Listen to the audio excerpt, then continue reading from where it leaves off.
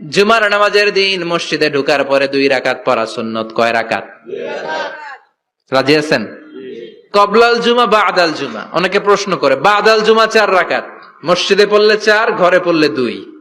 কিন্তু কবলাল জুমা সুনির্ধারিত নয়, অনির্ধারিত। মা কদ খুদ্দিরা লাগ, যত আপনার তৌফিকে কুলায় 2 রাকাত করে করে 2, 4, 6 ইমাম সাহেব খুতবা দেওয়ার আগ পর্যন্ত। আপনি যদি আধা ঘন্টা আগে যান, আপনি 10 রাকাত পড়তে পারবেন। চিল্লায় বলেন ঠিক কিনা? এরপরে বিশ্বনবী বললেন, ইনসাত, চুপ থেকে খুতবা শুনবা।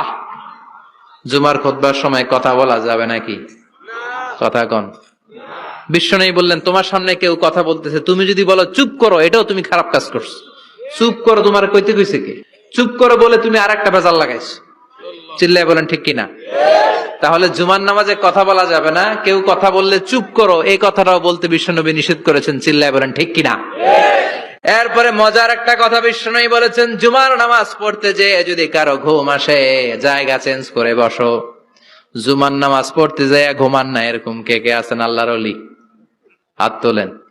হাত তুলতে পারবেন? আমিও তুলতে পারবো না, আমি কত ঘুমাইছি। জুমার খুতবা শুনতে গেলে ঘুমাস, কারণ রহমত নাজিল করে কে? আল্লাহ। পুরো মসজিদের ডানে বায়ে রহমতে ঠাসা, খালি ঘুম আর ঘুম। আছে না নাই? এরপরে বিশ্বনবী বললেন, জুমার দিন দোয়া করলে কবুল হয়। এমন একটা সময় আছে জুমার দিনে, ওই সময়ে যদি বান্দা আল্লাহর কাছে কিছু চায়, সেটা না দিয়ে খালি হাতে আল্লাহ বান্দারে ফিরায় দেয় না। সেটা কখন? অনেক ইখতিলাফ আছে। বেশিরভাগ মুহাদ্দিসিন বলেছেন জুমার দিন আসরের নামাজের পর থেকে মাগরিবের আগ পর্যন্ত, বিশেষ করে মাগরিবের আগের আধা ঘন্টা, এই সময় আল্লাহর কাছে বান্দা যদি কিছু চায়, এই দোয়া আল্লাহ ফিরিয়ে দেয় না। এই 15টা সুন্নাত আমল করা যাবে তো? সবাই রাজি? জুমার খুতবা মনোযোগ দিয়ে শুনবো তো?